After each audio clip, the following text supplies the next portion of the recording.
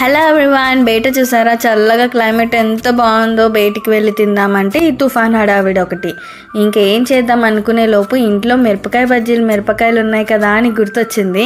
ఇంకా time waste చేయకుండా చక్కగా మిరపకాయలు తీసి మధ్యలోకి కట్ చేసి ఉన్న గింజలన్నీ తీసేసి చింతపండు, వాము, బేసన్ కలిపిన పేస్ట్ నేను అలా లోపల పెట్టి ఫస్ట్ కోటింగ్ ఇంకా సెకండ్ కోటింగ్ 2 కోటింగ్స్ ఇలా మిరపకాయలు చక్కగా ఈవెన్గా వేయించుకున్నానండి. ఇలాగా కోటింగ్ పైన కోటింగ్ వేయడం వల్ల మిరపకాయ బజ్జీలు బాగా తిక్కగా బయట మనం తింటాం కదా, సేమ్ అలాగే వస్తాయి.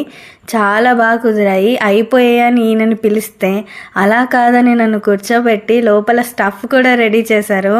ఇలా చక్కగా ఉల్లిపాయలు, క్యారెట్, కొత్తిమీర, నిమ్మకాయ జల్లి చక్కగా లోపల అలా స్టఫ్ పెట్టి ఇచ్చారు. బయట ఉన్నట్టే ఉన్నాయి, అద్దిరిపోయాయి నిజంగా. మీకేమి ఇష్టం ఇలా చల్లగా ఉన్న వాతావరణంలో తినడం?